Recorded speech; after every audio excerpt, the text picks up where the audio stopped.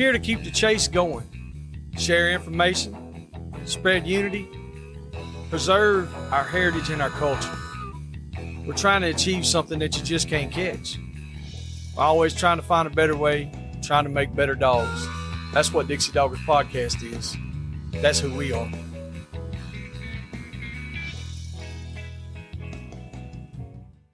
This episode is brought to you by Rankin Ranch 38 Cattle Company. Marc Rankin specializes in Brahma and Brahma Cross cattle in Oglethorpe County, Georgia. You can contact him at 407-832-2077. 407-832-2077. This episode is also brought to you by Phil Wilson of UC Hunting Properties. If you're buying or selling land, farms, or hunting property, these folks know land.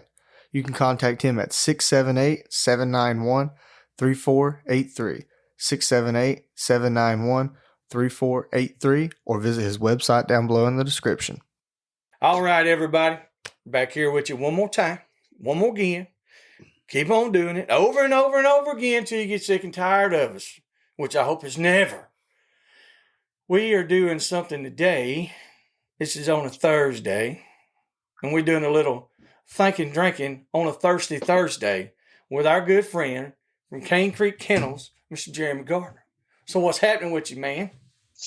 Oh man, sitting here with a cold drink in my hand after a long day at work. Done went out and done all my dog chores and washed all my kennels and fed all my pups and made a little round around the palm of them. Come in and got ready to sit down and run my mouth about some cur dogs. Ain't nothing wrong with that. Mm-mm. Seems like that's what I do all the time. Just run my mouth. It is. I mean, that's one thing I do best. Yeah, I'm the same way, bro. Same way. Is run my mouth, and it's gotten me in trouble over the years. But at the same time, it's if I had to sit back and been quiet, I probably wouldn't have made half of the friends I've made over the years. When I go to a hunt or to an event somewhere, if I'm standing around, if I don't know the folks, I'm just going to stick my hand out and introduce myself. And, sometimes that's all it takes to initialize a lifelong friendship is just somebody to reach out and say, hi, how you doing, Mm-hmm. Without a doubt. When we first started going to bay pens, man, it was kind of standoffish at first. I was trying to feel trying to judge the room, per se. And I realized, I was like, and there was other people standing over there to the side. They were like, man, these folks are kind of snobby. They're stuck up. They don't talk to you. They don't do this. I was like, well, you got to look at it from their point of view. We're new people that just showed up, and there was some that did come out and shake your hand and stuff, but a closed mouth don't get fed. They don't know what the hell you're doing or what you want. That's right. And so you got to go shake hands, and you got to make that initial interaction to be, and like you said, lifelong friends. I have made, I couldn't tell you, a multitude of them just by talking. Just like me and you. We didn't know each other. That's right. We started talking. There you go. Yeah, my wife and I went down back last winter. We went down to a benefit hunt in southern Alabama, a benefit coon hunt, and we got invited down. And I was going to hunt a dog for a fella, so we were going to pick the dog up while I was there. And so we went to this. It was an auction that night. My wife had never been to an auction of that kind where they actually have an auctioneer and people bidding against each other. So.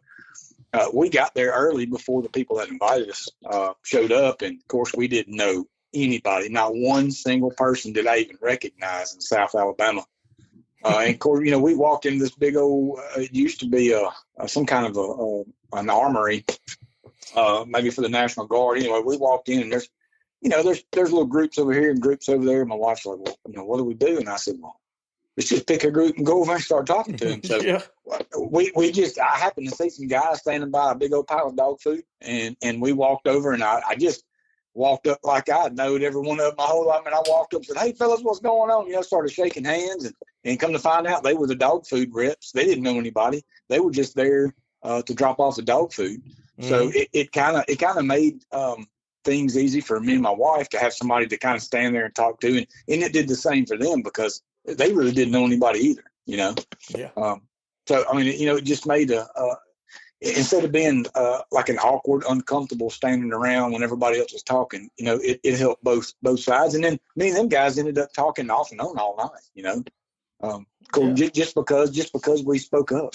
I try not to ever not, I don't try to leave anyone out because maybe they, especially them old crabby dudes with the big old bushy beards that look like they've been living in a cave for a year, and they look like they standing over in the corner and don't want nobody talking to them. Mm-hmm. Those are the guys that really want somebody to come talk to them. Know what I'm saying? Yeah. And I just, somebody like you, I walk into a place and I see a big old burly stout dude with a big old beard like you got. And most folks are going, I ain't talking to that dude. Tattoos? Nope, not me. But I'm going to go over and see what he hunts and what kind of dogs he's got, and he can tell me to take a hike if he wants to. But 99% of the time they're not. They're going to want to talk dogs. Yep, and that's how it starts. Agree. You're right. Mm-hmm. It's usually the big guys that they look like they're in a bad mood. Well, you're right though. They do kind of look like me most of the time. I get to thinking about it now, and I'm like, I do the same thing, and that's kind of where I gravitate the same. With being a hog hunter, and you and I were talking just a few minutes ago on some of this stuff. With being a hog hunter, trying to support other dog genres, like we go to coon hunts. We go to squirrel hunts, stuff like that, and we don't even have a dog in the hunt. And a lot of times, and we do the same thing. You get out and you get to talking to these people, and you get to make good friends, and that's where it leads to dog men supporting dog men, and everything going hand in hand. Having your hog hunters support your squirrel dog guys, and your squirrel dog guys support your hog hunters, and then they support the deer doggers, and then they support the coon hunters, and then the bird hunters, and it all can just go hand in hand.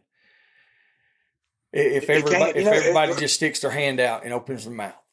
Like we talked about earlier, a lot of guys, when something happens, they get on Facebook and they go, hey, we're all in this together. But then a lot of the times that's just all they say, and they don't put their money where their mouth is. They never go any further than just saying, hey, we all need to stick together. We're all in this, Mm-hmm. We're all dog hunters. But I'm trying to go that step forward, that step farther.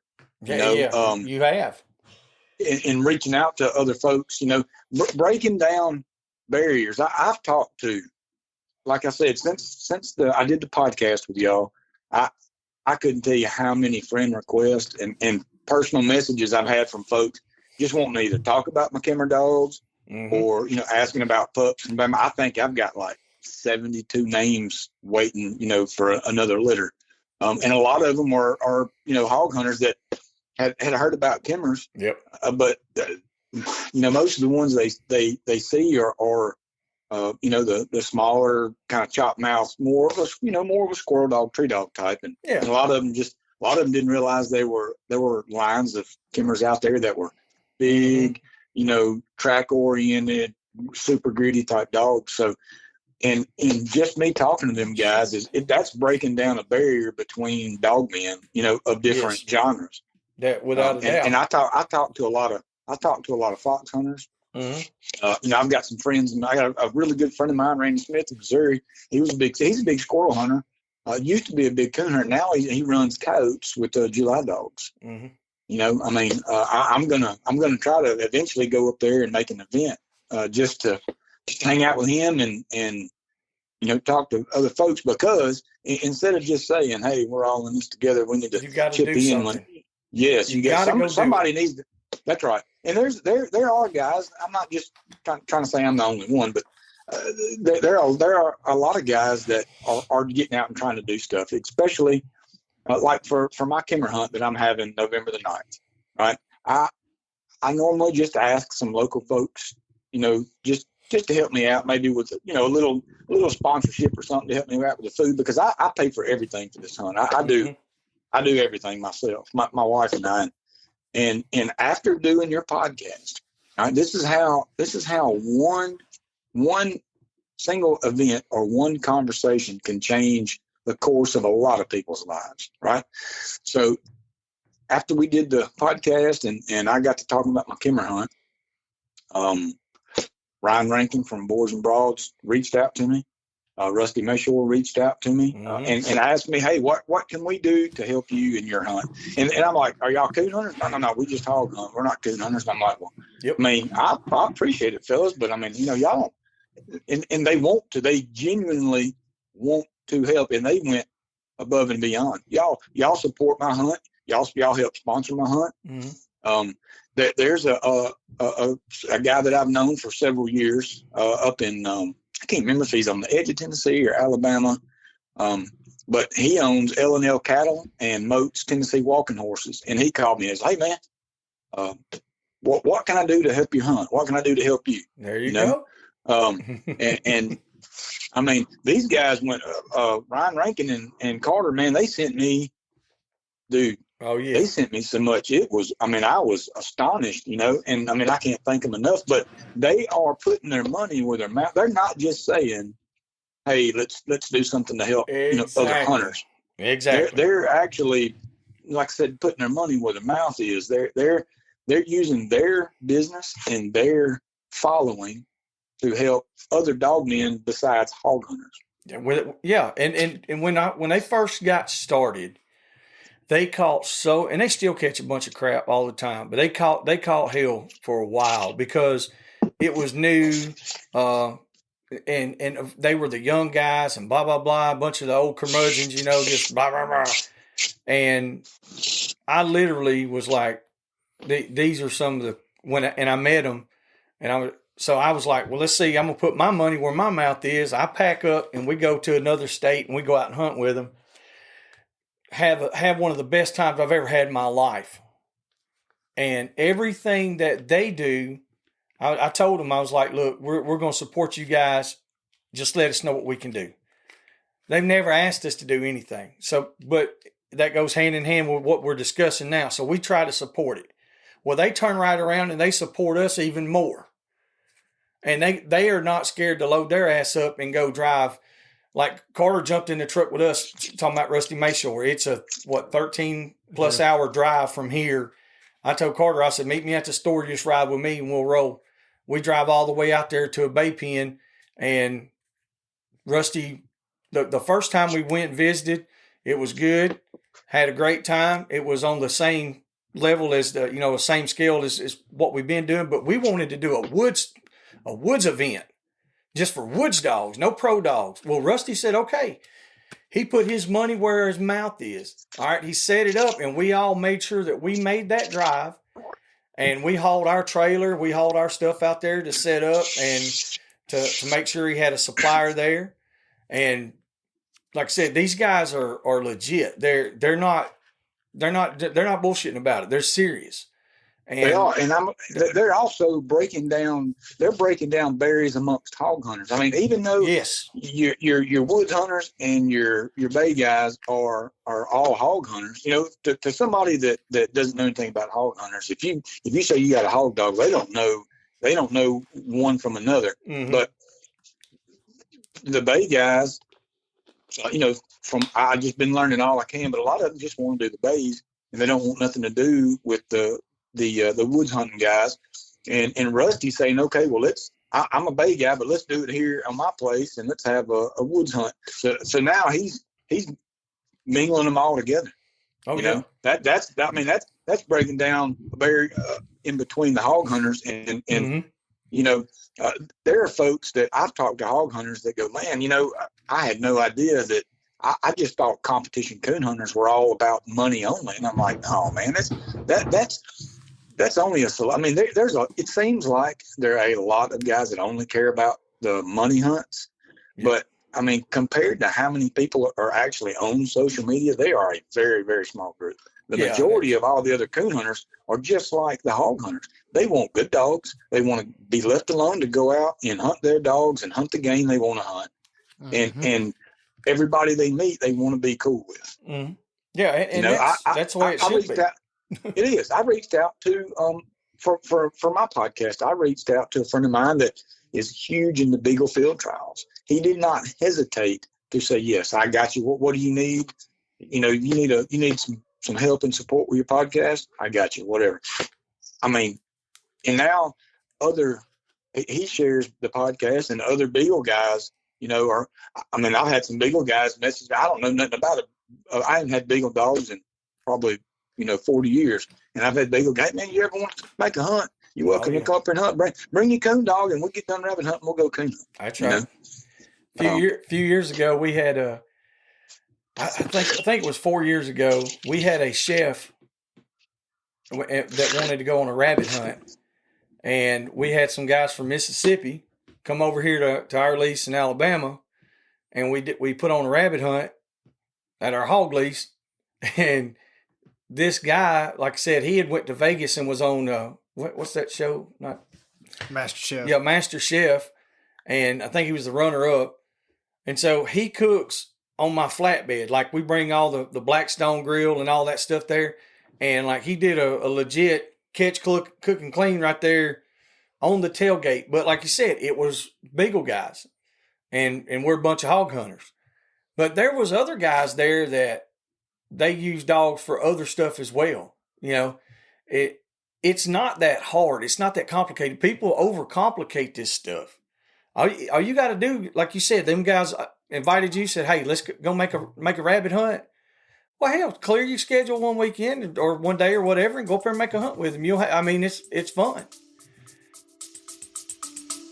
We'll be back after a quick break. And now, thanks to the sponsors and friends of Dixie Doggers. Animal Housing Solutions. Boars N Broads. Crockett Taxidermy. Hardcore Hog Dogs. Southern Cross Cut Gear. Ada Y Transport. 4L Kennels. The American Doghorn Museum. Unique Hounding Hunting Supply. Hogbaying.com. Tuskers Magazine. Mud Creek Hog Dog Trials.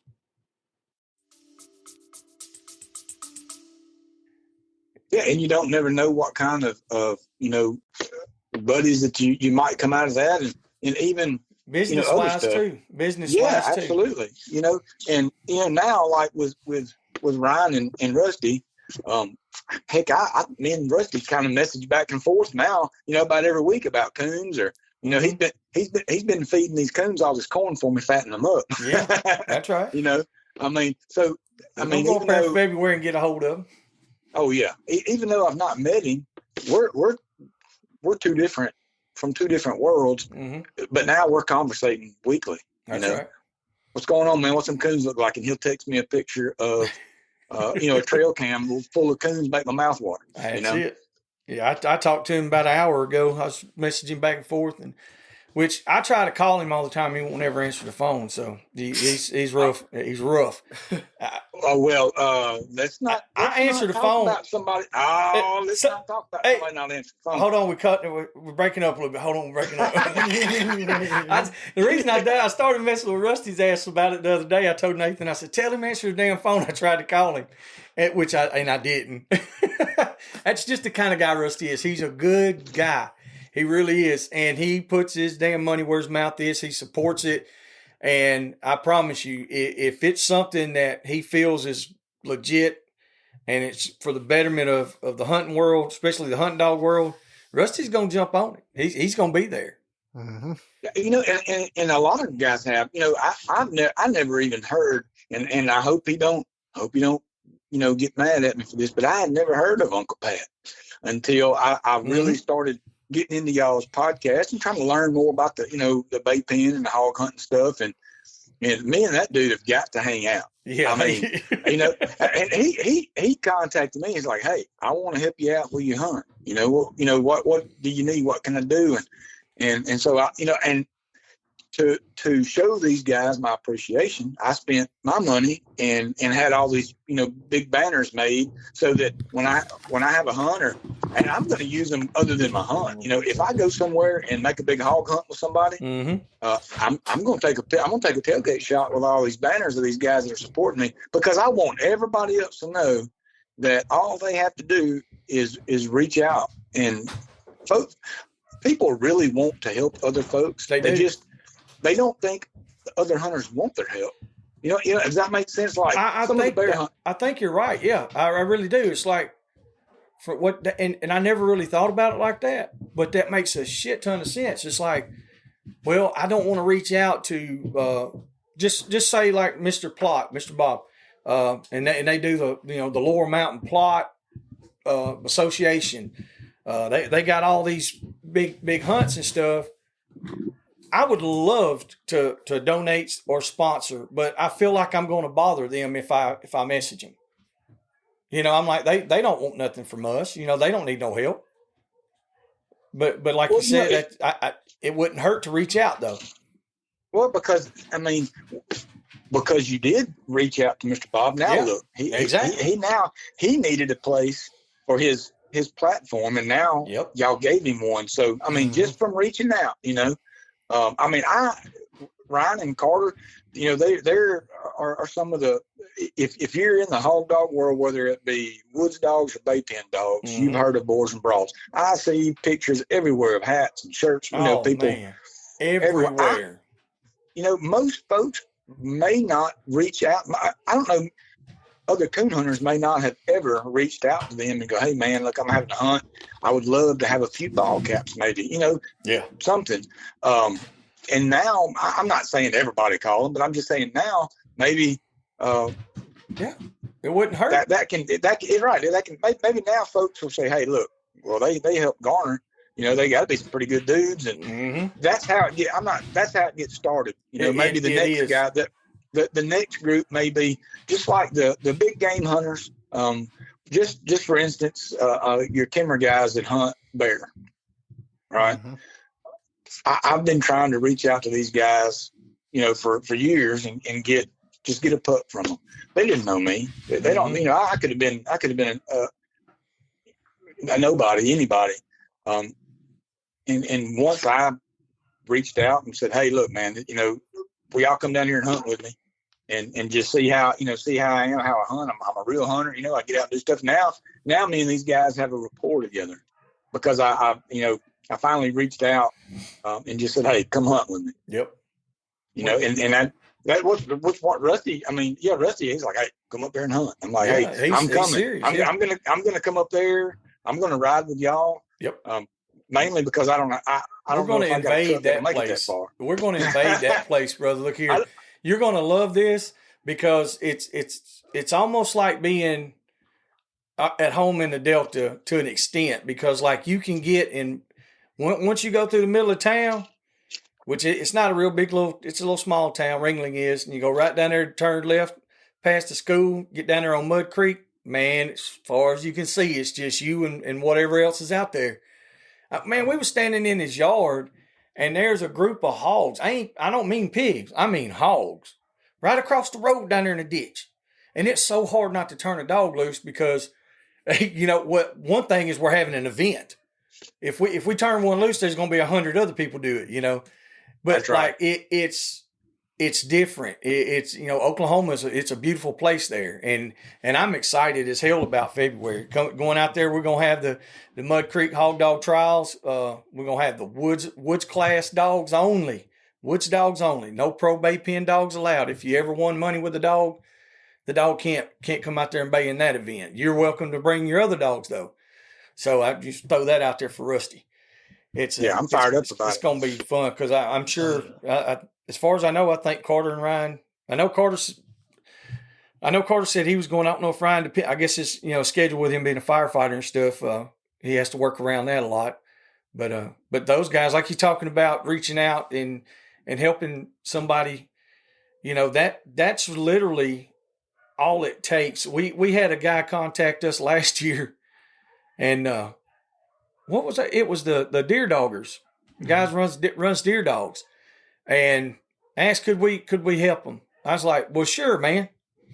And I think he's already contacted us this year. We're going to help him again. But it was just, he had seen where we had done a hunt and sponsored a coon hunt somewhere.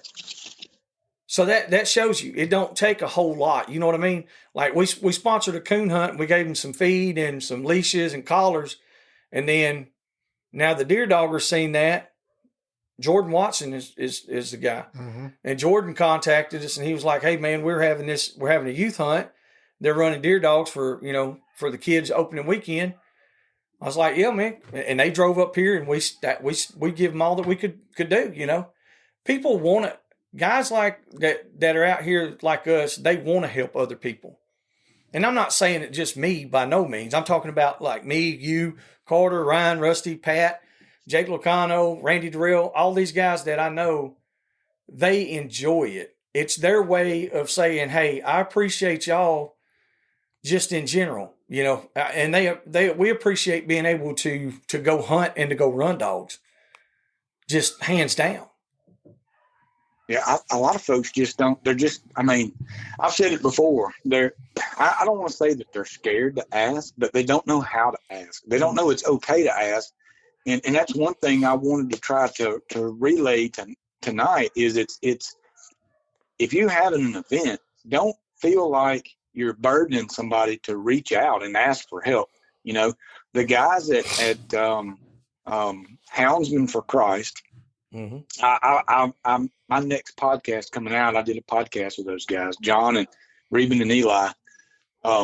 They contact. Of course, I know John. I get my dog food from him. He called me one day and he's like, "Hey, man, what can let the Houndsmen for Christ let us help you with your hunt?" And I was like, "Man, I mean, I'm not sure really. At this point, what all I need." I said, he said, "Well, let us buy all the food." So I was like, hey man, that keeps me from having to be on the grill all day cooking for all these, coon hunters and hog hunters coming over here. So, I mean, they reached out, I accepted. And, it was, I didn't know Reuben and Eli. I knew John, but I didn't know the other two. Well, now I know them and they're rabbit hunters, but now they're going to come over and coon hunt with me. Man, that's awesome. It's just, they may have some land on the other side of the state now that I can go over and coon hunt. Yeah. And so what we're creating is a huge network of dog men and dog women. That's what we're creating. Actually going and doing this is something that has, I know there's people that have done it in the past, but not on a huge scale. Because if it was on a large scale, then we wouldn't be having this conversation. That's right. It's never been on a large scale. You know yourself, those old guys that had the best line of dogs, they wasn't giving you no damn dogs, and they wasn't going to sell very many. Some of them still won't. Well, exactly. And so you didn't have that network. And I see in the past few years, I have really seen that take off. And I've become a person like that myself. Now it's like if I breed up a dog and I know these puppies are going to be the exactly what I'm wanting, I'm going to wind up letting somebody have them. Or I'm going to send them put them in some more hands. Used to, man, I wouldn't let none of them go. I was like, no, I don't want other people to get them and ruin them. Well, you just got to have the right people. Don't worry about the dogs. The dogs take care of itself. You got to have the right people. And having a network like we're all doing, we got the right people, man. We got them. Yeah, I've tried to explain that. I've tried to tell some of the guys that in a particular group, that hunt dogs. I've tried to tell them that same thing. Letting folks get dogs from you, it's not going to ruin the dogs. You're if they're a hard hunter, if anything, it's going to better your dog. The Colorado Houndsman Association, they're fighting for their life in Colorado over this mountain lion hunt. Yep. Right. I've never even been to Colorado. I would love to go. I plan on going. I plan on doing some, taking my dogs and putting them on some mountain lion up there with some friends I've got, not in Colorado, but in South Dakota, Wyoming. But I have been trying to support the Colorado Houndsman Association. Yep. Chris Powell and them, they came out with that of their brand of whiskey called Ledged Out. Ledged Out, yeah. I ordered a bottle of it because some of the proceeds go to Colorado Houndsman Association. That's right. Right, to help fight. All right. And I'll be honest with you, I thought, well, it's probably going to be, just cheap old whiskey. We're really just donating money and they're sending us a cool bottle, right? Yeah. But I can't have a bottle of whiskey and not try it. That's right. I tried it, and damn, it had a hole in it because I drank the whole bottle. The whole bottom fell out of it. whole bottom fell out of it. So I had to scramble around. I'd scramble around and order a second bottle. Yeah. You know, that's a good thing. That's a good thing. You know, it's helping those guys out, and it's good for Thinkin drinking. It is definitely good for Thinkin drinking. I'm telling you, it was a fantastic whiskey. I mean, it was really. I mean, I was impressed and surprised.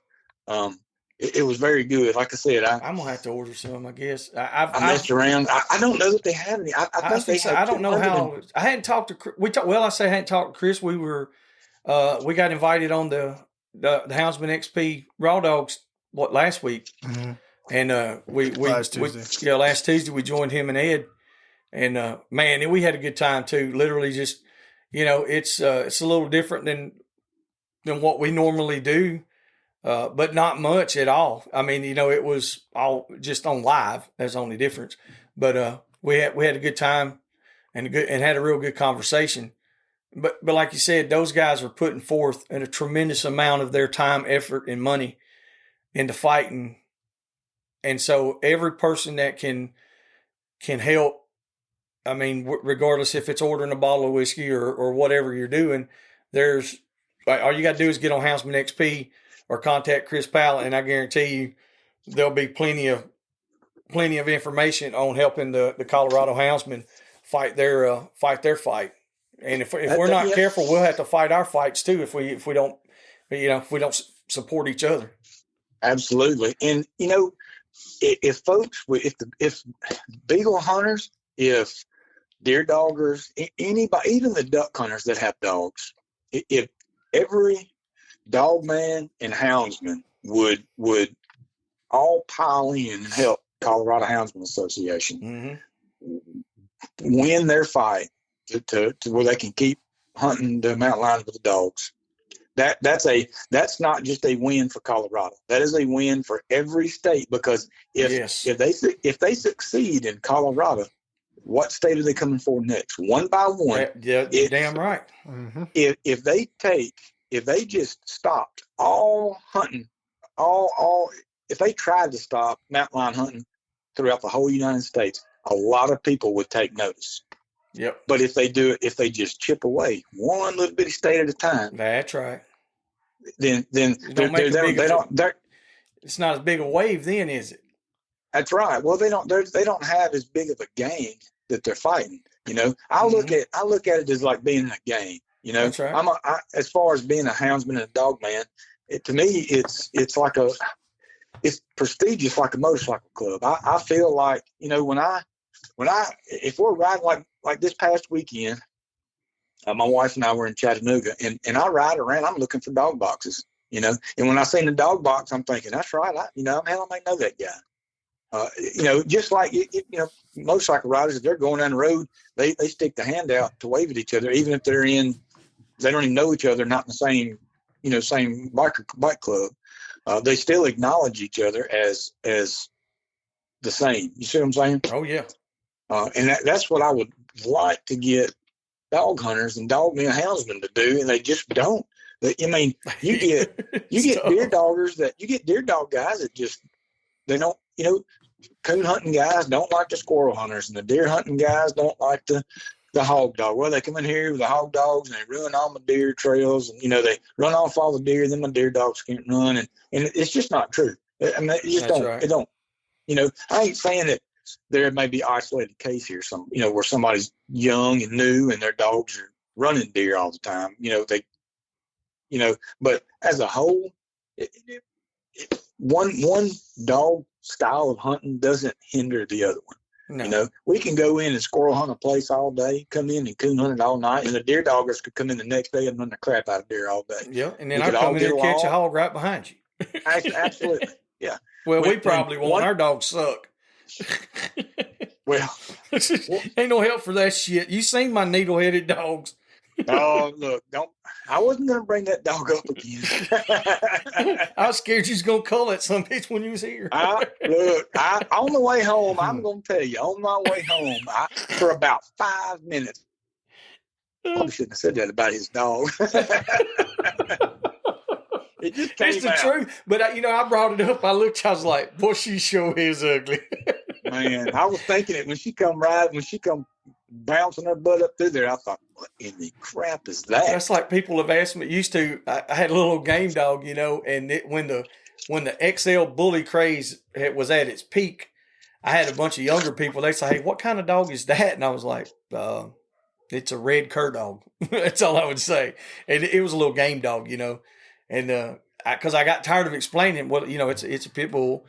And they're like, oh, no, that's not what a pit is. My cousin's pit weighs 100 pounds. He's this and that, And looking at her, it's one of those deals where I've got so used to seeing these big blockhead. Me and Nate had this conversation today. He said, Dad, she really looks like what an old cur dog would look like. He said, that you're used to seeing these big blockhead cur dogs. He said, that's not what they originally started out like, really. I was like, well, I like the big blockhead cur dogs. I'm sorry. Oh yeah, they look good. I like them old square jug heads. Me too. Some bitches got to have them mud flaps, boy. If they ain't got the mud flap, they ain't got no mud flaps. They can't eat my feet. That damn the one that Nate won in that raffle, that Plunkett dog. Mm-hmm. Son, that dude right there, I'm telling you, he's grown another 1.5 inches since you was here, and his ears have grown about another inch, and just ball mouth. I mean, just ball. I said, this son of a gun right here is going to be. I'm hoping, honestly, he's hog dog, but we'll see what he wants to be first. Right, that's right. That's right. Yeah, That's what I've tried to do. I'm a coon hunter, and I want coon dogs, but I'm trying to. We talk about it all the time, guys being single-minded and set in their ways and not wanting to do anything else. Mm-hmm. And I'm a coon hunter, but when I had Ronnie Wooten on my podcast, he said something about letting the dog do what it was born and bred to do, not what you're trying to force it to do. And I got to thinking about that, and I thought, some of these pups, like the pups I've got out here now, there may be one that don't want to coon hunt. Yep. And instead of culling it, I'm going to try to take a little more time, and it may want to do something else. It may want to be a hog dog. Now, I don't have any hogs over here, but I would like to have I'd like to keep me a couple of dogs that I could go hog hunt. You come over here and hunt with us. Caleb Smith's right up the road. I mean, between all of us, we can find some dirt, and I know you got places around not too far from you could find a pig on. So yeah, I had a couple folks since y'all's podcast. Actually, I've had a couple folks reach out and say, hey, look, we're covered up, and there's a couple of islands on the river behind the levee that are full of hogs. Oh yeah, man. And they want me to come. Some of the members, I talked to some of them this week. They want me to come down there and kill coons. They want me to come down there and get on the hogs. And then the other members don't want dogs on the place. Yeah, that's how it works. It's tough, man. It's tough. One club came back and said, hey, come down here, kill all the coons and all the pigs you want. And then they come back and says, well, what kind of insurance do you keep? I'm like, I got homeowners insurance. I got truck insurance. I said, nobody's ever asked me what kind of dog insurance I've got. I said, I'm not going to, if we run over one of my dogs, I'm not going to sue you. I may cry, but I'm not going to sue you over it. If I go out there and, if I go out there and get hurt, I'm not going to sue you. That's right. I'm gonna rub some mud on it, and we're gonna keep getting after it. Yeah, and it's getting to that way in the world now. Everything has become so commercialized in the hunting industry that and I've been asked that as well. It's like, hey, you guys do this or that, which now we're it's more business oriented for us a lot now. But as far as like actually going and hunting, that's my enjoyment. That's what I love to do. And I don't want that to be a business, because then it's too much work. Then it takes the fun out of it, and then it's too much pressure and all that. I want to be able to go out and hunt and have a good time. So when I've been faced to where I could have had like contracts with, big properties or big hunting clubs and stuff like that, I'm like, nah, I'd rather hunt these little small spots where I ain't got to do all that junk. Well, yeah, but because then you feel like you have to go. Even there may in the summer times. I hunt hounds for people ship in hounds, and I hunt 2 dogs a month for people. I put 30 nights on them, and I hunt people's dogs way harder than they'll ever hunt them when they get them back from me. And towards the end of the summer, it just gets to be where I don't enjoy it. It just gets to be work. Yeah. And I told my wife, I said, I don't know that next summer that I'm going to do it.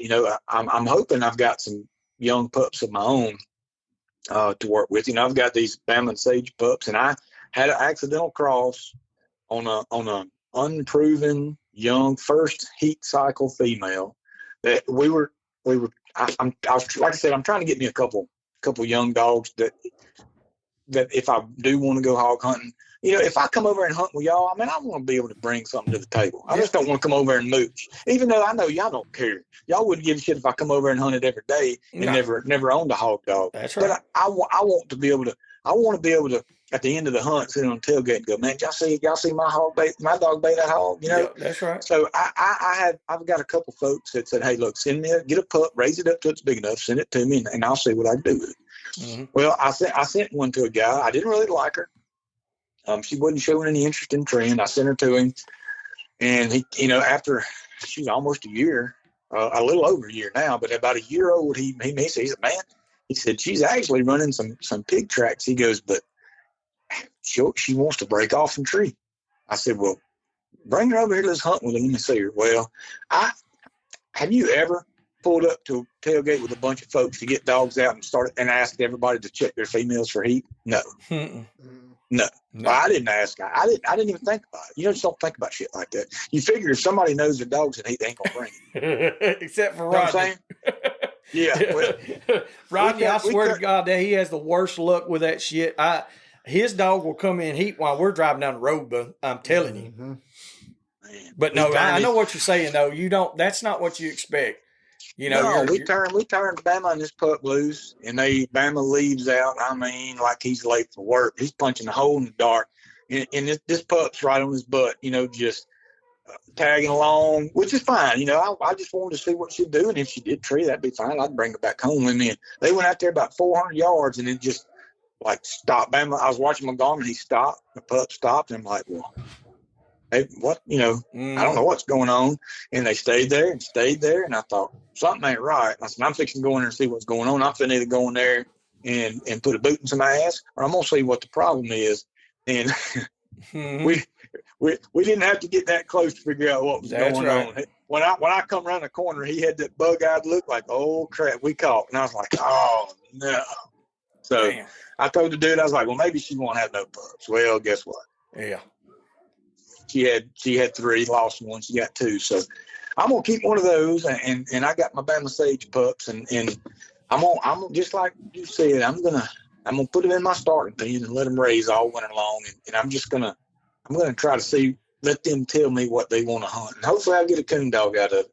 Yeah. If not, if one wants to squirrel hunt, then I may have to squirrel hunt a little bit. Yeah. Well, it ain't. It's not as horrible as it seems. I go with Jared McDonald. Me and Nathan, we'll struggle with it, and we'll debate. We usually got several months in between, and we'll muster up the courage, and we'll call old Boog and be like, hey, let's go. Go ahead and get it over with. And then we'll go out, and it winds up being fun every time. Yeah, it used to not bother me. I used to squirrel hunt all day, coon hunt all night. But as I get closer to 50 I stay out all night. I don't want to get up and go hunt in the morning. Yeah, I don't want to get up in the morning at all. Yeah, period. Yeah, I want to stay out all night and sleep. When I go out at night, there's nobody in the woods with me. I got it all to myself. You go during the day. I have a real bad problem with rudeness, and it seems like you go out on a public ground during the day squirrel hunting during deer season, you're gonna run into some jackleg that thinks he owns the woods. That your dog. And I try my best to be as calm as I can be, but it normally don't happen. And I'm not really big enough to be that way. You ain't got to be that damn big. You with a little wiry ass, I guarantee you'll pick up a stick, whoop the hell out of them. So that's why I stick to night hunt. They just ain't no deer hunters. The only deer hunters out there at night, they running from me. They don't want no part of me. Yeah, they don't want. Yeah, they see that light come around the corner. They don't want to talk to you. That's right. That's right. Ain't no doubt But about that shit. That public land stuff, it can be man, it can be tough. We don't hunt a whole lot of public land. We got one spot that we hunt some, and we've had to deal with that. Like you said, dog sitting there treeing, and some jackass comes walking up and starts hollering and raising hell. I'm like, did nobody? I mean, you ain't got a flag out here that said you were over there. Nobody knew. We didn't know you were here. Yeah, I don't never try to turn out on top of any hunters. And I used to, when we were squirrel hunting a lot, I would wait until 8:30, 9 o'clock, and then turn loose and give them a little while. Just trying to be courteous. And That's right. I don't hunt any public ground anymore at all.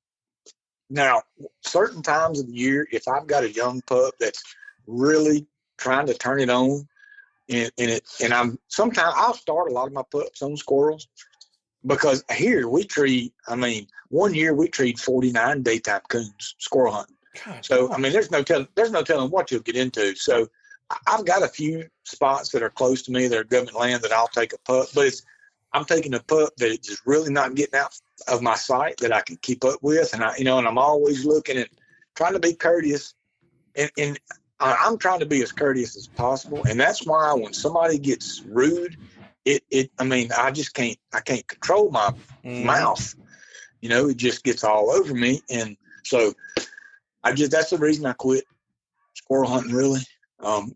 In the summertime, in the spring, summer, fall, just between Thanksgiving and the middle of January, behind my house, I don't go.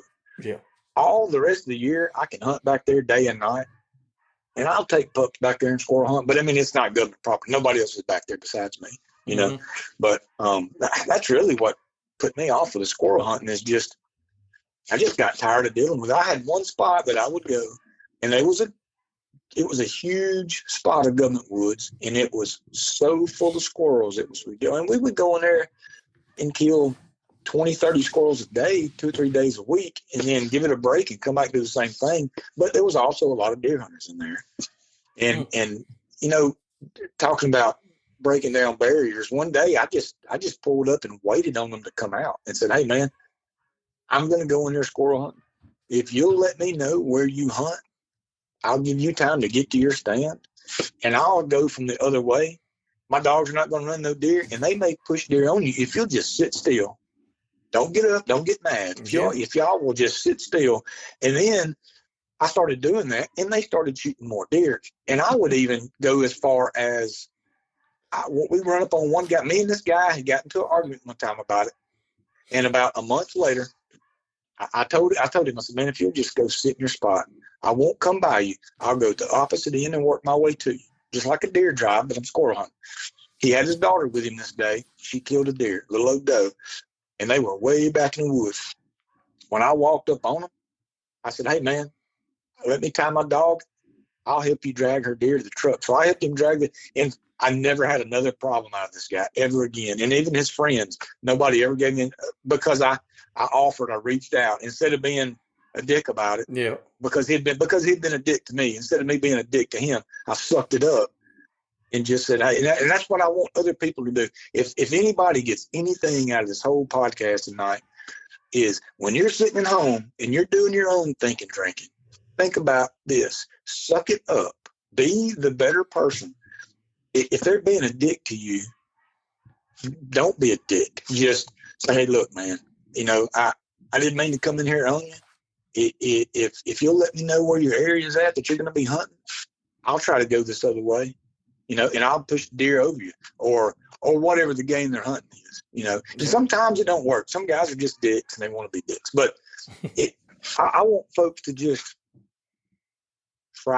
put forth an effort to cross over to other dog folks, because just like with the Colorado thing, it's coming. The antis are coming to every state. Oh, without a doubt. Yeah, it's coming. Folks think, man, there's no way they can take folks' rights away in Colorado. Colorado's a bunch of wide open spaces and just a bunch of good old, ranchers out there, and that ain't it. Colorado, Denver is as deadgum liberal and Democrat as you can get. Damn Dallas, Texas, all the big cities in Texas. Who would thought Texas was liberal? Yeah. All right. Now the outskirts and the real people are not, but all them folks up in the cities are so congested. Yeah, and they could come for the hunters in Texas. So it could happen to any state. That's why if I used to go to all the open public meetings that the Mississippi Department of Wildlife, Fisheries, and Parks had. If they had them in Enid, where it was just, an hour and a half, 2 hour drive, I would go to every one of them.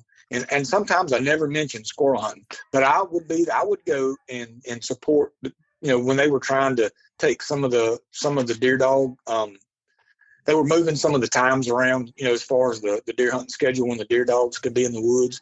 Mm-hmm. And I went down just to support them, and they would say, where are you hunting at? I said, oh man, I'm a squirrel and coon hunter. I live up in DeSoto County. I mean, there's no deer dog hunting in DeSoto County. That's right. Right. Yep. But I would go to other counties and support them guys. And that's, I want other folks to do the same thing. I'm trying to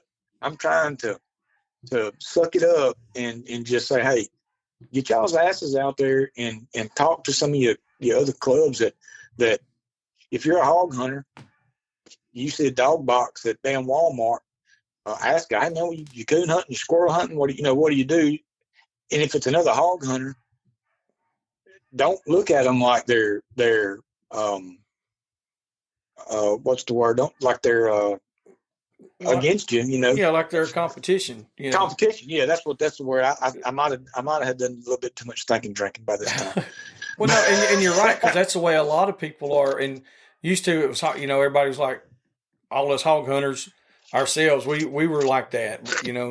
Used to be real bad because there weren't a lot of places that we could hog hunt, so we felt intimidated, even though most men don't want to admit that. You were intimidated by another guy who had dogs and was in your area. You're like, hey, is he going to take my land from me? When in all reality, all you had to do was say, hey, do y'all want to go hunting? Yeah, that's it. It's happened. It's been happening to me for I know 15 years with the hound hunters here, mm-hmm. because there's not a whole lot left coon hunters here in the county and the two counties close to me. And the ones that are hound hunters, and a lot of them competition hunters, so they don't shoot a lot of raccoons. And I come in, and I'm a stone cold killer. I want to make it rain. I mean, I want the body to hit the floor. Shoot him in the face. Okay, that's right. I want to shoot. I got a T-shirt on right now that on the back, it's got a picture of a big old coon that says "shoot him in the face." Right. That's what I want to do. Walk through the woods, and somebody says, "Man, you can't shine no coons around here, can you?" And I say, "All the lookers is dead, son. All the lookers is dead." Okay? Some bitches don't peekaboo with him. Hell no. They hear that. They hear that old blue truck come up. Then some bitches better shut their eyes. That's right. I'm coming. Right. And it caused a lot of problems. Them hound hunters I'd bump into them. Someone would go, "Man, you shooting all the coons up." I'm like, fellas, none of y'all can hunt where I'm hunting. I'm not shooting none of y'all's coons. Mm-hmm. You ain't got permission. You shoot one coon here, 10 comes to his funeral. You can't kill them out over here. Yep. And none of them would come hunt with me. They talked about me behind my back. They would have big old coon hunts at the coon club, and I would go to the coon hunt just to talk, conversate, and they wouldn't have nothing to do with me. Yep. All right. So I just started inviting them to come hunt. Y'all come hunt my private land. All these coons, come get your pups started on my private land. Guess what? Now, when I have my kimmer hunt, they'll come over here and guide for me. They'll come over here and eat. They invite me to come hunt with them. Yeah. I go hunt with them. They come hunt with me. That because instead of just being a dick, I reached out and said, hey, come hunt with me. Let me show you that shooting coons over here don't make no difference. It's amazing how many people they don't know how to take that. Like when we first started on our podcast several years ago now, I would, when we would be getting it over with, I would say, hey, y'all holler at us. If y'all want to, if you got questions or whatever, call me. And hey, if y'all want to go hunt and holler at us, y'all go hunt with us. And I had a couple people over the years, they would reach out and say, hey, we were thinking about coming up hunting. How much does it cost? I'm like, just come come and hunt with us. Let's go. We're going hunting anyway. And now it's like, I ain't going to say everybody goes, but the invite is open. You know, it's like, hey, if you want to go, come on, let's go. We'll have a good time. And we stick to it. It's not that complicated to do, but there's not a lot of people that give those open invites like that, Jeremy. And the ones that do, a lot of them don't mean that. They're just saying that shit. You know, they'll say, hey, won't y'all come hunt with me? You call them and say, hey, when y'all want to get together and go hunt? Oh, it's every excuse in the book. When guys like us, they say, hey, we want to come hunt with you. All right, we're going to be going at 9 o'clock tonight. Be here or meet me so-and-so. I do it every year. Yeah. For years, I've never owned a blue tick, but I went to the Big Country Blue Tick Facebook page and said, hey, I've never hunted with a dog off of Big Country, and I heard he was badass. Anybody in my area that wants to bring their Big Country dog to my place and coon hunt, you can shoot all coon you want. I just want to see them go. Come hunt. If you ain't got a spot to hunt and you got a young dog you want to knock some coons out to, come on, I got the place. And you know what? Somebody reached out. 2 guys came down and hunted. I got to see a really nice blue tick tree coons. We had a good time. I reached out every year. I reached out to some English dog guys. Said, hey, open invitation on the English page. Anybody wants to come hunt? All you got to do is call and tell me. I had 6 guys came over one weekend. They got a motel room. We looked at 6 coons in the parking lot before we ever even collared dogs up, right? They were blown away. Yeah. Right? I've had another group from Alabama come over with walker dogs. You know, it's an open invitation here because I want folks to see that I'm putting forth and I have said a bunch of times tonight, and I ain't patting myself on the back for nothing. I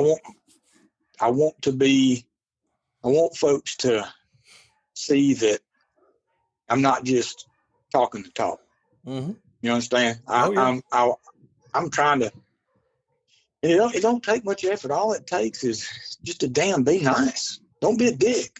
Exactly. Call up somebody and go, hey man, look, I've watched Facebook posts and seen somebody go, man, I got a young pup. I'm struggling. I can't get him on no coons. I'll message him on Facebook. Hey man, what area are you in? If you're close to North Mississippi or Memphis, hit me up, dude. I've got all the places. I've got a dog that don't need a bunch of coons. So we can go, and I don't even have to take my dog. If you want to bring your young dog, and people thankfully, people are starting to take me up on it. They'll come down here with a young dog. I leave mine at home. I take them out, and I just guide them. I'm having a good time. I'm getting to see, pups turn it on. And now we're building a relationship with somebody that don't have mountain curs. Right. And they're going to go home and go, and that guy down there's got good spots, super cool dudes, got mountain curs, and their friends will call me, hey man, when's the next time you're going to have pups? And if I don't have any, I send most folks somewhere else because I never have enough pups. But anyway, like I said, I didn't really mean to say so many damn times, but I mean, that's what it is, though. I mean, we try to be humble in it as much as we can, and that's like when we first started talking about this, and start talking about bringing other genres together and all that, and it's the same thing with us. I have to say we because it's me and Nathan. We do this and we do that and we do this and we do that, and for a long time I never would say nothing. But the fact of the matter is we do. We're not lying about it. We're not putting on a show or nothing. That's what we really do. And we're not trying to say, oh, well, look at us. It's just like, this is what the deal is. Everybody try to do this as much as possible. It's working. So let's network together and have a damn good time and quit and don't be a dick. That's the best way I could say it. Just like you said, just don't be a dick. Yeah. Don't look at me like, oh, hey, look what I'm doing. I'm trying to be the number one player here, but I want folks to look at me and go, hell, he's loud and obnoxious, and if he can do it, anybody ought to be able to do it. Mm-hmm. You know what I'm saying? Yeah. I mean, I never would have guessed. I never would have. It's that when y'all had the Shankathon, I didn't know that y'all had people sponsor belt buckles. I never would have thought to call and say, hey, y'all want me to any way I could help sponsor a belt buckle. But you reached out to me. Nathan reached out and said, "Hey, Mr. Jeremy, would you?" First of all, he called me Mr. Jeremy. It was hurting feelings. He knows you're sorry. I'm sorry. I'm sorry. But trying to be that's respectful. that's the way you do it. Hey, would you like to sponsor a buckle? I'm like, you know what? Hell yes, I want to sponsor a buckle. That would be bad. And then I was like, I was honored to feel. I felt like big. I mean, I was like, I told everybody at work, I'm like, them dudes called me, want to know if I want to sponsor a belt buckle. What do you think about that? You know, I mean, and it wasn't. I mean, I just thought it was just badass. It was cool to be thought of to ask. And I mean, there's probably other coon hunters that would do that if folks would just ask, you know, like Jeffrey Mullins. Jeffrey Mullins, he's one. He always tries to help, and he's the one that's with the Alabama State Coon Hunters Association as well. You know, and if the state coon hunters don't do it, Jeffrey's one of those that'd be like, "Hey, sign me up." You know. Yeah, you know, and another, and I posted about it on my Facebook, right? Yeah. I posted that when the guys that won, I reached out to them, and it wasn't to get recognition for myself for sponsoring that buckle, but I reached out and I said, "Hey, I seen y'all got 5th place in the Shankathon. I sponsored that buckle, and I just wanted to reach out and say congratulations. You know, y'all had a nice hog and good score, and they even won the what did he call it? The trashiest dog award for their dog catching a river otter. You know, and after that, a time or two, me and the dude has messaged back and forth. Yeah, you know, just for reaching out. And that's all it takes. It's that little bit of interaction. It can go a long way, because like there's times where, you know, it might be on my mind about something, and then out of nowhere, somebody will message me, and I hadn't talked to him in a year, and I've only talked to him 1 or 2 times ever, and that'll be the person that I need to talk to. You know, it's like, hey, you know, God's got a plan. It's like, hey, we're going to line this up for you. You know, and all the interactions that you do, there's a reason why everything happens. You know, so don't fight it. Just go with it. Just let it happen. Yeah. It works out good, man. And like you said, being honored to do that, we're honored to be able to, first off, to even get up and go hunt. But we're honored to be able to reach out to guys like you, Boars N Broads, Rusty Mayshore, Uncle Pat, Randy Durrell, all these, and the list goes on, that we're honored to be able to reach out, and you guys support us. I mean, it's amazing to us. It really is. It might not seem like much to other people, but it's a lot to me. It is to me too. I mean, it is. I mean, you know, just like when Ryan reached out to me, you know, about asking me, you know, if they could help with a hunt. I told my wife, I was like, these dudes just reached out to me. They're like, you know, big time, big names in the hog dog world. I'm a nobody. I don't even have a hog dog, and they're reaching out wanting to. That's just shows me what kind of people they are. Yeah, they're good folks, good people, and there are a lot of people out there that would do the same thing, and nobody's ever asked them. Nobody's ever reached out and extended a hand and said, "Hey, I'm such and such, and I know I don't have a hog dog. I'm a coon hunter, but y'all are having a hog hunt. Is there anything I could do for y'all? Could I come help? Can I come watch? Can I come help work your gate?" And then that coon hunter may host a coon hunt and need a guide, and he could reach out to them and go, "Hey, man, you remember me? You wouldn't mind guiding a coon hunting cast for me, would you?" That's how it starts. Yep. I mean, it's as simple as extending a hand and just saying hi, you know, introducing yourself. And, you know, being able to, we got all these tools, you know, social media is a valuable tool. It's a real valuable asset in the sense of that, you know, being able to reach out to somebody is so easy now, you know, it's at the end of your fingertips, and being able to work together and have a network like that. When you and I were talking earlier, and this is where a network would come in real good, is all the people that were affected from this hurricane that just happened. Yes, that's a perfect example of having that network amongst all dog hunters, Yes. all houndsmen, not just coon hunters and not just hog hunters. You know, that what happened to those folks up there? I've got some friends that I know through coon hunting and bear hunting that are up there, and I've reached out. You know, back in the summer, I went to Indiana to pick up some pups, and we stopped along the way in Kentucky and stayed the night. And a guy let us stay in his cabin there in Kentucky. I knew he would, but I'd never met him.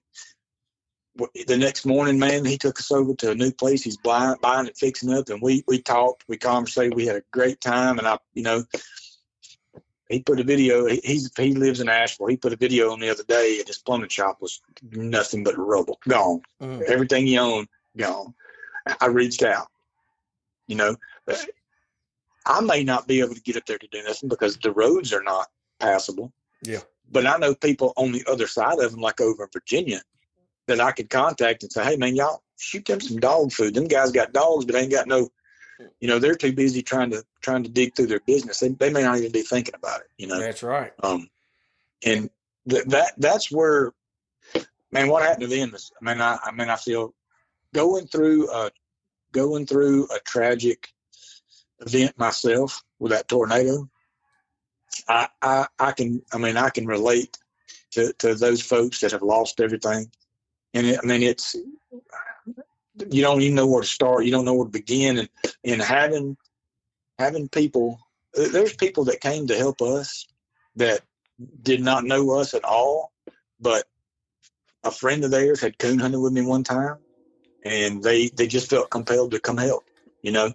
And that's what people up there, if the bear hunters up there would reach out to the coon hunters and vice versa, and the hog hunters in that area, and just get to know each other, they would have a lot more people to come support them when something like this happens. You know, people are going to come together in a bad tragedy like this.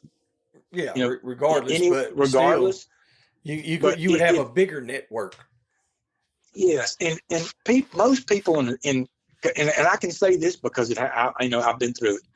When most folks come over, they want to know, what do you need and what can I do? And you're a scatterbrained. You're going in different directions. If you had a group of dog men that showed up and go, hey, somebody called such and such and go, hey, look, such and such lost his house in the flood and he's got a lot of dogs. If they went over there collectively as a group and specifically said, what can we do to help your dogs? What can we go feed your dogs for a week while you're trying to, clean your house out or find what's left of your house? That's the kind of network that we need. And I know there's some up there doing it now. I know there's a bunch of mule guys up there that took a bunch of a huge mule team, and I'm sure there's several of them. And they're packing stuff in for people on these mules where they can't get to. And that's because these mule folks, from some in Colorado, some in Texas, some in all over Tennessee, they all network together. That's right. Through social media, and they see this tragedy go on, and a guy in Texas calls a guy in Virginia and says, I can't get up there because the roads are impassable, but let me send you $200 to help buy supplies or help pay your fuel if you'll go give them something. Yeah. And like you said, those type people are a very tight-knit group. I mean, we just had Mule Day right here in Winfield, not far from where I live at, and you look at when they have these big events, these people travel from all across the U.S. I mean, they'll drive from one side to the other. And it's hard to get houndsmen to drive from one county to the next. Yeah, you know what I mean? It's a pain in the ass sometimes. To use the mule folks as an example, my wife and I, for one of our anniversaries, I booked this. I took her up to Big Flat, Arkansas. There's a big mule camp up there. And we went up there for 4 days, and we took our horses. I didn't own a mule at the time. I got drunk and bought one while I was there. But that's for another story. That's for another episode. Got drunk and bought one. I did. We went up the mountain with 2 horses. Came down the mountain 4 days later with 2 horses and a mule. Oh shit! All right, but we pulled our horses out of the trailer, and it was all mule folks sitting around. I think there was one other lady on a horse, but it was all mule folks. And man, they did not treat us, as far as they were concerned. Everybody there had a 4-legged ride. It didn't matter if we were painting horses, buckskin, mule, gaitered horses, quarter horses. They did not care. We were just horse people. If the dog community could do that, man, think about how strong we could be as a community if folks would just put aside the pettiness. And I've been accused of it myself. So I'm not trying to be a pot calling the kettle black.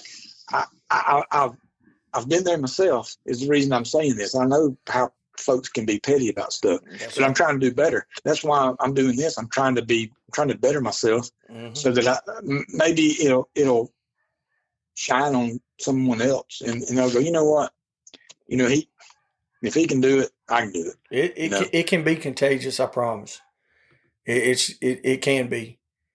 Dog hunting is contagious. I've got buddies. I've got friends that have come over, or let's just not really friends, people that I've met, and they say, "Man, I've never been coon hunting." Well, come on, let me take you coon hunting, and they'll go coon hunting with me, for a year, and then at the end of the year, like, man, I got to get me a dog.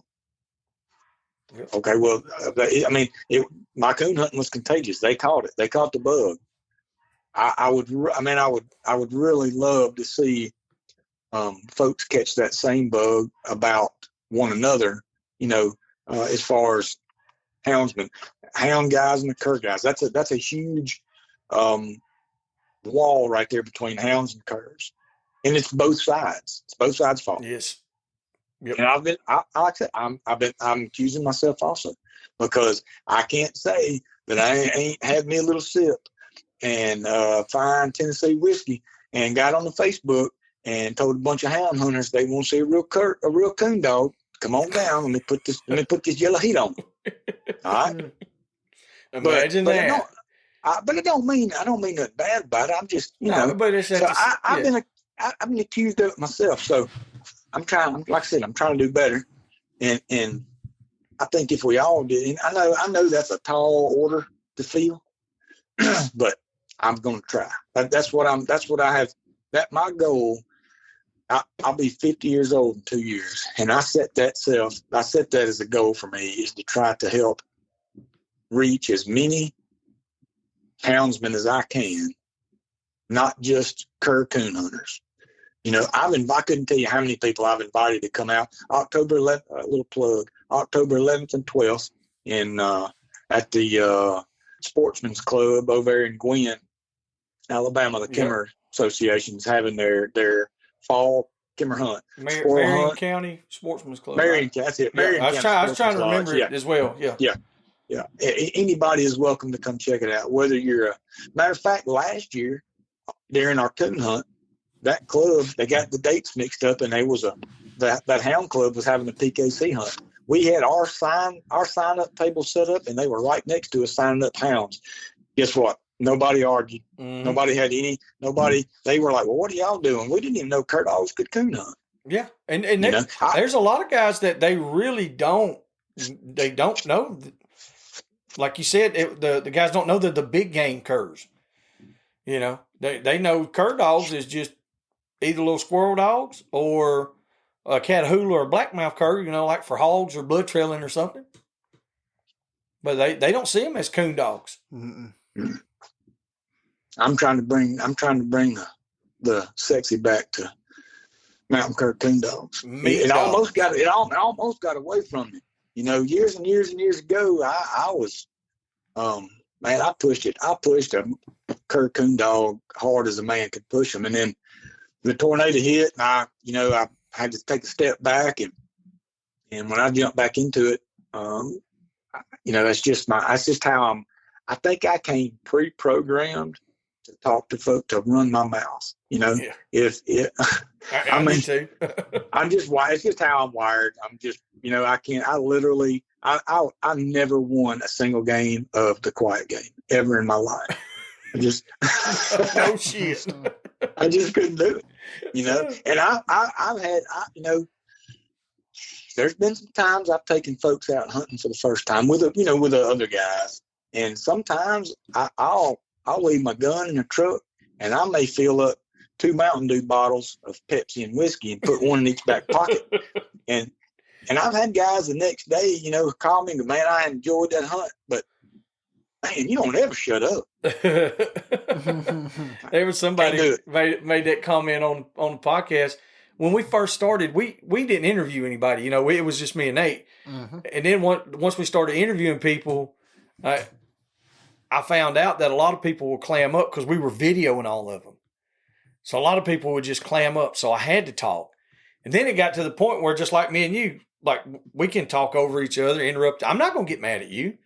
You know, by no means. Hell, I'm gonna take the floor and I'm gonna talk, and you're gonna take the floor and you're gonna talk. But one guy, he said, man, that's a great part. He said, if Joey'd shut up and let them talk a little bit though. So I did. Now listen, I did it on 2 of them back to back.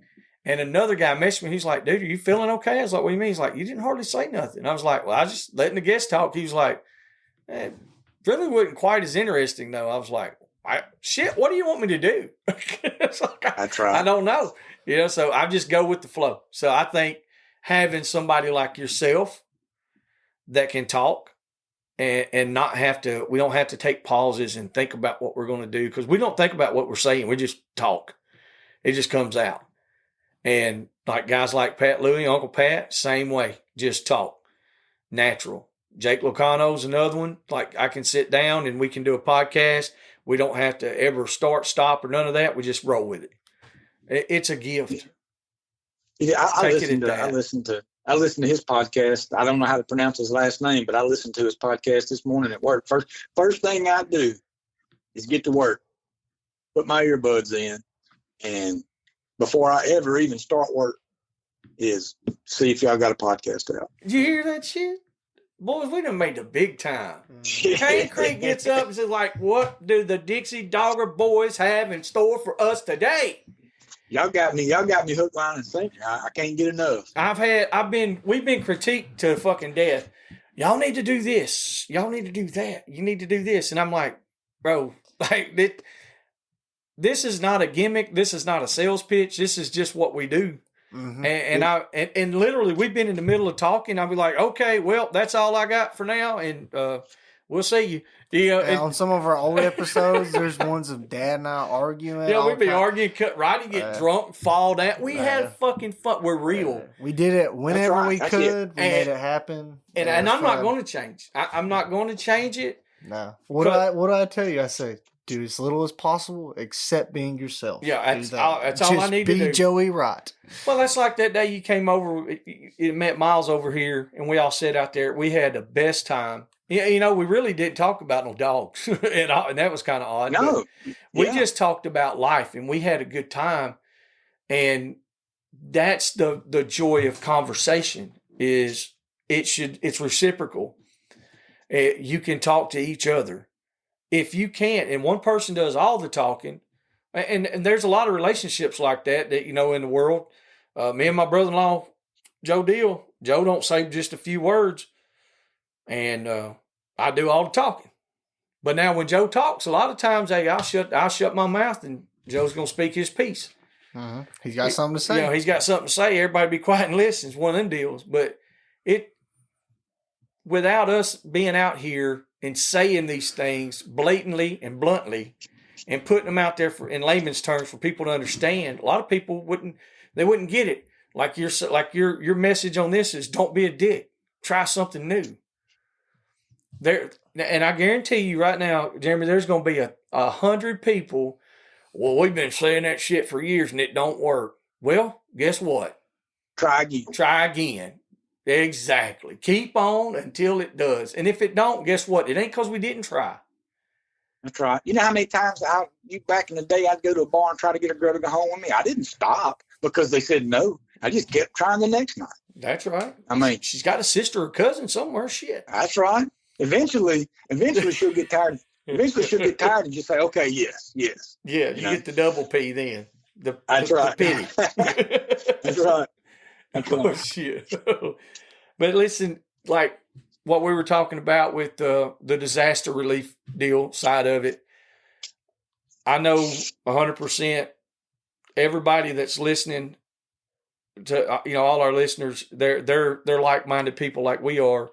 And look, y'all don't be scared to reach out to somebody and check on them or offer, say, hey man, or if you, cash app them $20, something, because they're not getting to work.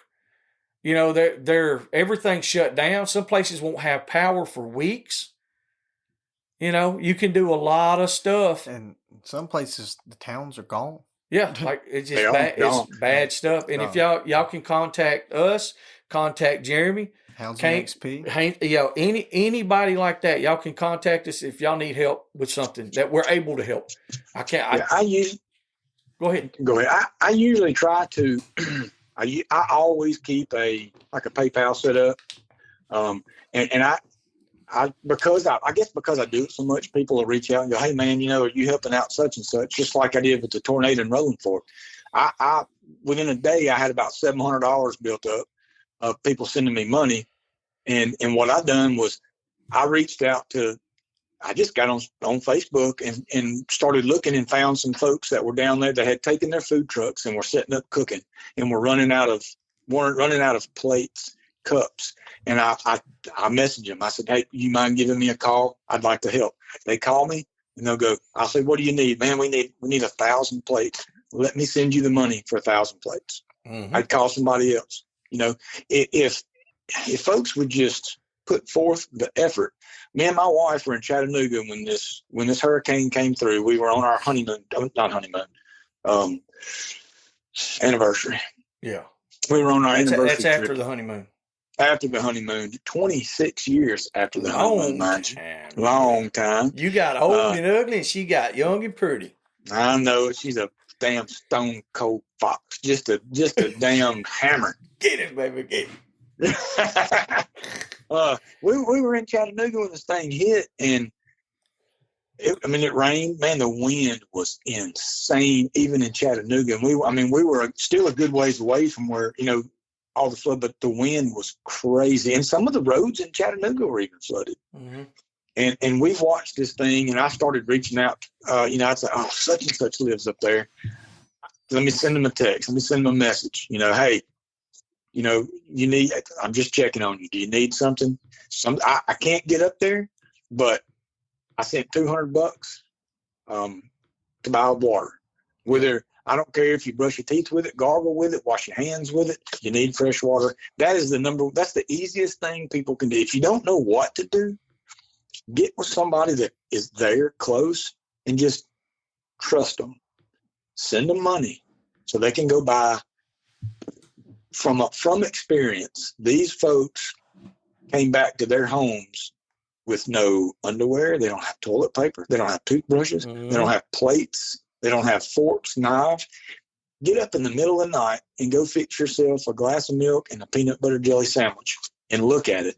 These people have nothing that you just used to do that, including the house to fix it in. Yep, they don't even have a damn house. That's right. So anything that the smallest people would call me after the tornado and say, man, what can I do? And I'd say, we don't have any toilet paper. The boys don't have toothpaste. At one point, Briar, I said, what happened to us was just a few weeks after Christmas, and the boys lost all their Christmas. I said, if you want to do something to help, go buy Briar some toys. Give him something to keep his mind off of it. Yeah, and that's what people don't think about in these in these times like this. Not only do they need water and food and shelter, but they need something to keep their kids' minds off of not having a house or a room anymore. So even something as small as buying toys and you like, we couldn't go up there right now. They're not letting any outside. Yeah, that's what I'm saying. You can't go do it. You can't go help. Yeah, physically. But our money, and I ain't got no whole bunch of money. but them folks ain't got none. Yeah, that's what I'm They ain't saying. got I nothing. mean, $10, $20, whatever. Yes, It absolutely. don't matter. It adds up. It seems like, folks would. I had folks reach out, man. Look, I'm short this week. All I can do is $10. I say, hey, look, man, if 200 folks show up and give me $10, guess what I got? I got a lot of damn money. That's right. And there are thousands of dog people. Some in Montana, some in California. Help these folks just because it's not affecting you. Help these folks anyway. Reach out to somebody. If you don't know who to reach out to me. They can reach out to you or Nate. I can get them in contact with somebody, or they could send it to me. If they want to send some money, they don't know who to send it to. Contact me. Anybody listening, you want to help and don't know how to help or who to help or what to do, contact me. That's right. I'll take whatever you want to give, and I'll send it on down the line. I'll find who needs it and get it there. It takes trust. Yeah, I was going to say that's the biggest thing, right? That you hit it right then. Because I was going to say there's always those people out there. It's like, well, man, I was going to help, but look, it's trust. If you were going to give $20 to somebody you don't know in North Carolina, but you had to give it to somebody that you don't know in Mississippi to get it there, it's a trust deal no matter what.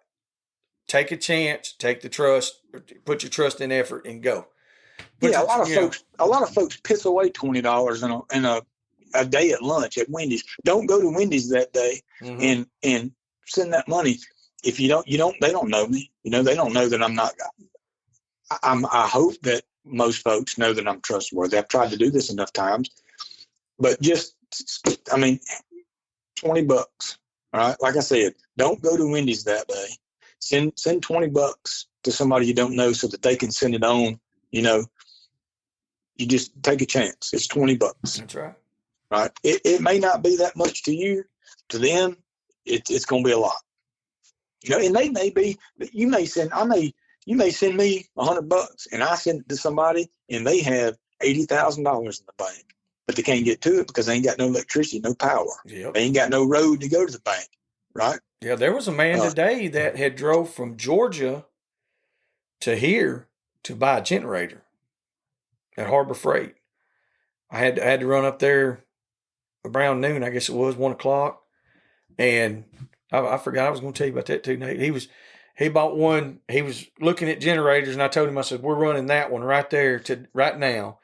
And I let him use my discount. I say I did. The lady that was there, me and her were talking. We got him as many discounts as we could. And I was like, well, can he use mine?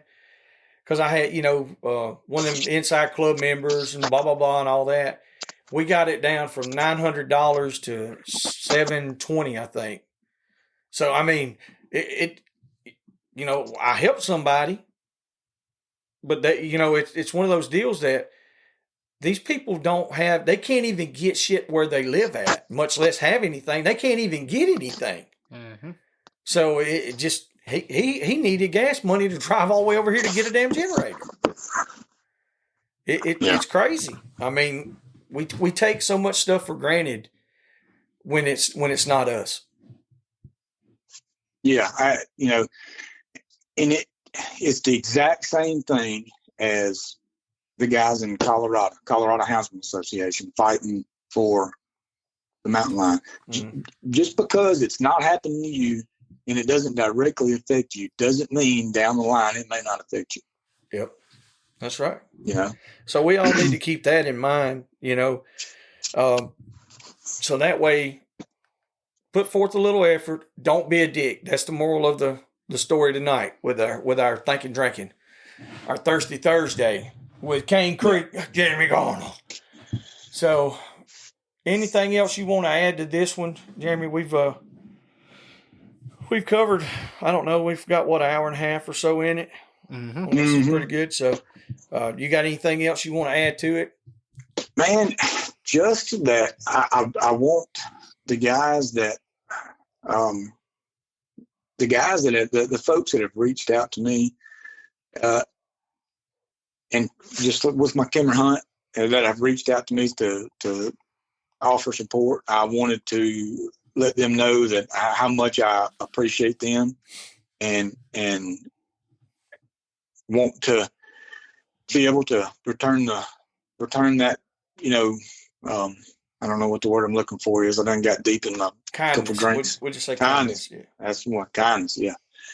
Return that kindness and like with Rusty, I'm going to go up there and help. And if he wants me to work the gate, I would like to go up there and watch the hog day. But if he says, man, my gate guy got sick and I need somebody to work the gate, I'm working the gate. I may not get to watch much of the hog day, but I'm going to work the gate. Oh, you'll be right in the middle of it. If folks would just make that effort, then they may be the next person on a podcast thanking folks for coming out and supporting them. Without a doubt. Yep. Things can change at the drop of a hat. Mm-hmm. Oh, absolutely. Yeah. Things have changed huge for me. I'm fixing to wrap it up, but let me just say, I had good dogs, and I thought I had everything that I needed and wanted. And in 8 seconds, a tornado took it all away, gone, like literally blew it right out the back wall. Right. It took 8 seconds to take everything that we had, and it's taken this long to build it back up. So things can change. And you have no idea, just like what's going on in Colorado. And I keep bringing it up because that is super important. For people in Mississippi that have nothing to do with mountain lion hunting, probably will never go mountain lion hunting. They still need to reach out and support those guys. Yep. Because just like that tornado coming through in 8 seconds, changing our lives, if they lose that fight up there in Colorado, just say that couple hours they're going to be in court up there that day, if they lose, it's going to change everybody else's lives in every other state, because they know they can win. Mm-hmm. They're going to come for everybody else. That's exactly right. Those are the main things that I wanted to end with. I want to let the folks that have supported me and the folks that listen to y'all's podcast, I appreciate what y'all are doing, and I know everybody else does. I absolutely I enjoy the hell out of y'all's podcast. And like I said, I ain't got no hog dogs. We appreciate it. But I'm it. learning. Really appreciate I'm learning. And everybody needs, I try to share it. Folks need all the guys that are doing podcasts. I'm going to give my little stuff a plug. Oh, yeah. I got a little podcast, Hog Public Podcast. And y'all go to these people that we're not being selfish in doing podcasts for us. No. We're doing it so that other folks can either learn or they can be notified about something they didn't know. Mm-hmm. Maybe there's folks out there probably have no idea that the Colorado Houndsman Association are fighting to keep dog hunting with mountain lions with a dog legal. Now they do. It's informative. Yep. So the people that do these podcasts, reach out to them, send them a message and say, hey, look, we appreciate you. I'm listening. I'm sharing. You're doing a good job. Keep hammering away, and don't be a dick. Yep. Mm-hmm. Coming from that side of it, from this side of it, it makes you smile when you wake up in the morning and you got you've got somebody from Australia or New Zealand or Mississippi, or Georgia, I think New York, or wherever, out of how many countries and states, and we get all these messages. And at first I was like, God Almighty, it's almost bothersome in a way, but then you stop and you read them, and it's humblesome. It's not, but it's like, wow. So I take time and read every one of them, and I try to reply to every single one of them. It takes a lot of time, but we do appreciate that, and that's what keeps it going. That's what it's like. Yeah, there's a lot of afternoons where I don't want to sit and talk for 2 or 3 hours. I got a lot of shit I need to do and all that, but we do this 2 or 3 days a week doing this, and it's enjoyable, but we do it to put the news out there, put the weather out there, let people know what's happening. Mm-hmm. That's right. And so, and then having other guys like yourself, you have a podcast. The best podcast I've ever heard is with Ronnie Wooten, hands down. I don't care. I've done a lot of these, and I've been on a few, but the one with Ronnie Wooten, he was probably the best guest that anybody could have ever had. And he just, man, I can listen to that thing 100 times. So for all our listeners out there, y'all make sure you go check out Jeremy's and listen to that one with Ronnie Wooten for real. Ronnie's he's gonna put some knowledge on you that's he puts it where you can understand it real easy. He really does. Ronnie's got the voice that I told him. I was like, you need to tell bedtime. You just record bedtime stories, and we'll make a CD. And he can do it too, man. Like you can listen. You can just listen. I've had more people text me, message me, and call me. And he called me one day. He says, "Man, is your phone blowing up?" I said, "Ronnie, I've had more people call and tell me, man, I can listen to him. You got to have him back on and just have him tell hunting stories." You know? Yeah. Ronnie is a really good friend of mine. He's been really good to me. He is a super good guy, and he's very knowledgeable, and he's a really good storyteller. And he was with the whole time, before we got started, he was nervous. Man, if I do something wrong, I say something wrong. I was like, Ronnie, just be yourself, homie. Let's just talk about cur dogs. Tell me your experiences, and that's what people want. I've had some criticism on some of my podcasts, some of my episodes. So, some folks didn't like the one I did with my road trip, the first one I've done, driving down the road. But you could hear the rain hitting the windshield and a little bit of road noise. It was raw. There's been a couple folks, including a friend of mine, that was like, man, when you're doing a podcast, I can hear the ice rattle in your cup when you're taking a drink of your whiskey. I'm like, yeah, it's thinking drinking. You're drinking whiskey. It's Thirsty Thursday, baby. I can't have Thirsty Thursday without a cold drink. How many times did we try to get to our first one that we ever done together? What, 3 or 4 times we tried it? Yeah, 3 times. Yep. And then the train's going off over here. The dogs are barking. It's thundering and lightning. Dude, that's real life. I think that's what makes them. I think that's what makes them real because it's real. Yeah, so, that's one reason I like them all. But I'm just going to tell you, I every week I've listened to every podcast y'all have done at least, 3 or 4 times a piece. Just because it's just, it's just like we're sitting here talking. And that's what I try to do with mine. I try to, when folks listen to it, I want them to imagine they're sitting in a group with us and we're all talking.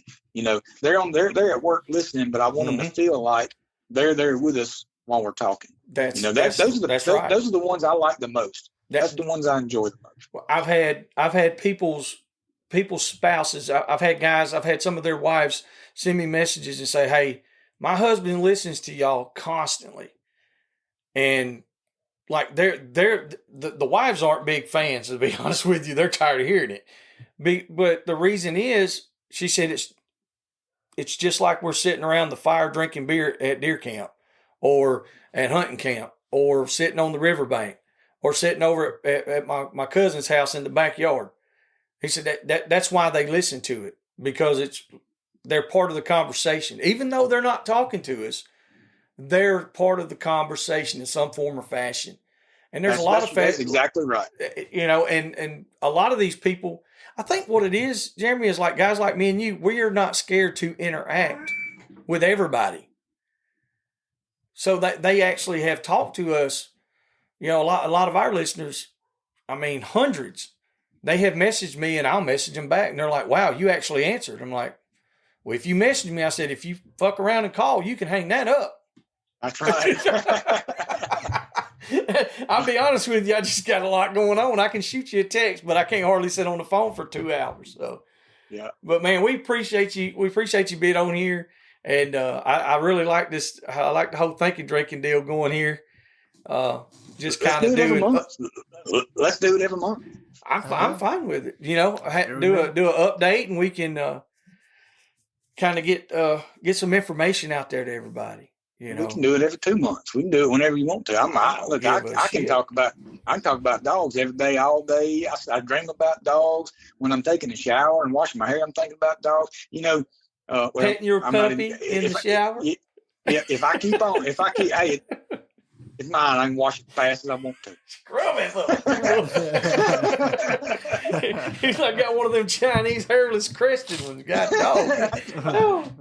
But look, I'm gonna see y'all, fella. I know there's a hunt. I know Next week. Hogband.com's got a hunt coming up on the same date as our Kimmer hunt. Am I going to see y'all at the Kimmer hunt, or are y'all? Yeah, we're going. Yeah, we got to listen. That's a tough one there for us in a way. Jake is one of our really good friends, and I didn't know that they were even on the same weekend. Jake has supported us, for a long time, and the Kimmer hunt, they were the first people to ever invite us to come out and set up. They were the very first ones that ever bought anything from us. And I told them when we started, they said, will you come back every hunt? I was like, yeah, good Lord willing. And Van Roberts and Mr. Gene Montgomery, both those guys, they've reached out, and we talk all the time. And I told them, I said, we'll be there. So we're going to be at the Kimmer hunt. Well, cool. I look forward to seeing y'all. I'm starting to be the Showtime dog food dealer over here in North Mississippi. So I'm going to try to bring some dog food for the hunt. And I know John Andrews with Iron Springs Distribution he's providing the food for the hunt. But I'm going to try to have some that folks can buy. The folks that are not entering hunts, just over hanging out. Yeah, we used to take some over there when we were doing it. We can't. We got too much going. I can't keep up with what I'm doing. You're who I first got it from. I never. Old Bull kept telling me about it, and he introduced us 2 years ago, I think. Yeah, been a couple years now. Yeah, introduced us, and you gave me some dog food. So here, take it home and try it. And I've been a fan of it ever since. And John's needing some help. So and y'all make sure to get up with John. That is one of the finest people the good Lord's ever put on the earth. Is John Andrews, and he's up in Walnut, Mississippi. Mm-hmm. And he's got your Showtime dog food if you need it. You get in touch with him. He's on Facebook, any social media, Iron Springs Distribution. Y'all check him out. I'm going to throw that plug out there for my guy. He has been as good to us as anybody can be. I mean that for real. And I hope he's listening to this, John. We appreciate everything that you've done, buddy. I got a podcast coming out maybe this coming Tuesday with John and the guys. John and Reuben and Eli have started the Houndsman for Christ. Yeah. And they exploded on TikTok. And I said, I got them. They came over and I sit down with them and we just talked about what they got going on and what their plans are. And so anyway, that's going to be coming out next. But look here, folks. My wife's hollering at me that, I'm going to try to do it Tuesday. But all right. Well, we look forward to it. Y'all go to the hogband.com and Downsville. Y'all show up in February at the Mud Creek Home Dog Trials. Y'all buy something from Boars N Broads, buy something from Dixie Doggers. And I will see y'all in 2 weeks. All right, my brother. All right, brother. See y'all. See you, man. Mr. Jeremy. All right. Yeah, I know his wife's done holler supper was done, and mine texted me and said, hey, the food's done. It's getting cold. So without any further ado on that one, we're fixing to go get a hold of this SOS. I don't know if many of these listeners know what SOS is, or let me say it in regular English. SOS. Mm-hmm. That's what we're having for supper tonight. If you don't know what that is, then you just holler at us and we'll let you know what it is. It's awesome. You ought to try it. It's a great Southern delicacy. So thank you for all our fucking fabulous listeners. One more time, we are out this mother. See ya. Hope y'all enjoyed that episode. Stay tuned for our new episodes every Monday and Wednesday. For questions, advertising, or just to chat, email DixieDoggers01@gmail.com.